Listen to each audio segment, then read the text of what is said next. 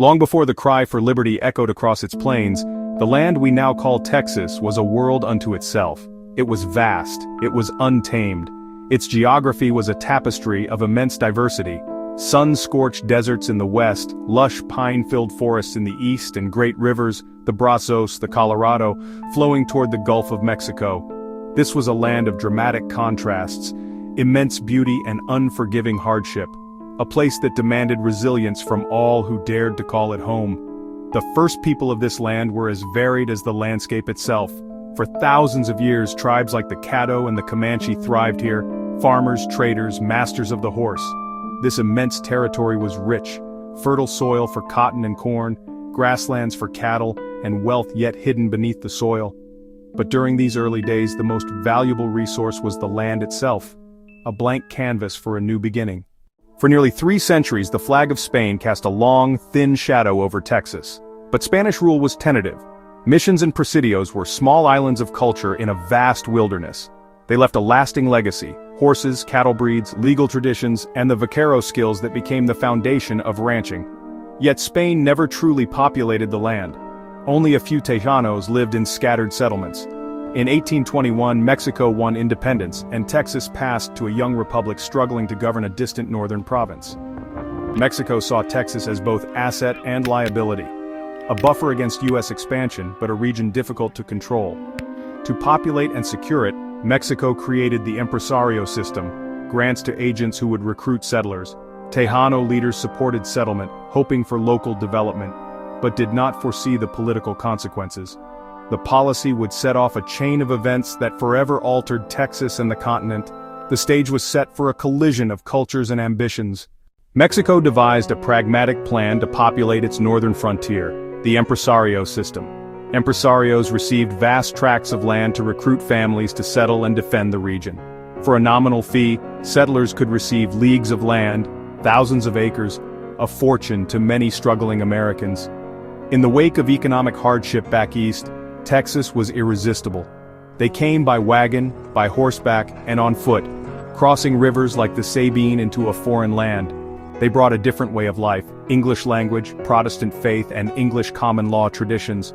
They were fiercely independent and often sought to recreate the society they left behind, not assimilate. The impresario system initially succeeded. Colonies spread across east and central Texas. Towns grew, cotton gins were built, trade flourished, but the influx alarmed Mexican authorities. What began as welcome settlers now looked like a takeover. No figure was more central to American settlement in Texas than Stephen F. Austin. A lawyer, diplomat, and patient organizer, he carried his father's dream forward. He carefully chose fertile bottomlands between the Brazos and Colorado, and recruited the Old 300. He guided families through land titles, law, and relations with Mexican authorities. He was legislator, judge, diplomat, the bridge between two cultures. To settlers, he became the father of Texas, a man of quiet determination. As Mexico centralized power, Austin's role grew harder. He traveled to Saltillo and Mexico City to plead for colonists. When he urged more autonomy, his advice was intercepted and he was arrested for treason. Imprisoned more than a year and a half, Austin returned a changed man, declaring that war might be the only recourse. His shift from moderation to resistance galvanized settlers across Texas. The seeds of revolution were sown in the cultural soil of Texas: fundamental differences over government and rights. American settlers prized individual liberty, local government, and a voice through representatives. Religion and law drew sharp lines: Protestant settlers versus a Catholic Mexican state and civil law traditions. The controversial issue of slavery loomed large. Mexico had abolished it, yet many settlers had brought enslaved people. Texas was granted temporary exemptions, but settlers saw any threat to slavery as a threat to property rights and to their contract terms. Every decree from Mexico City was viewed with suspicion. The settlers felt their way of life was under threat. Two peoples, different in language, law, and faith, were talking past each other. The drift created a constant undercurrent of tension across the frontier. As distrust grew, settlers began to organize. Local militias formed to defend liberty as they saw it: freedom, faith, and land.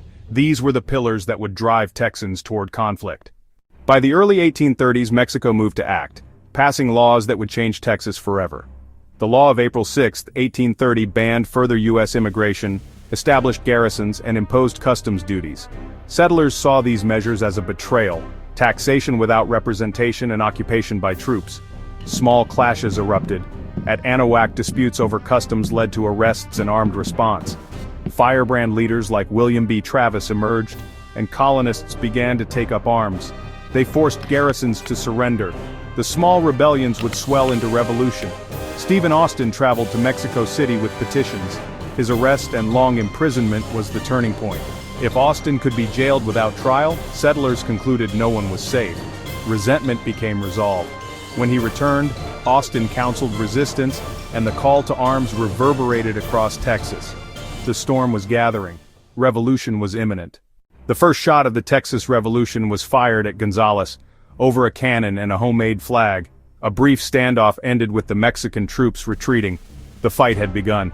Volunteers from across Texas, and soon from the United States, flocked to the Texan cause. Camps formed and the cause spread, but danger lay ahead. Santa Anna marched north with a massive army and laid siege to the Alamo. A small garrison of brave defenders held out for 13 days. Led by Travis, Jim Bowie, and Davy Crockett, they chose to make a stand that would become legend. On March 6, 1836, the Alamo fell.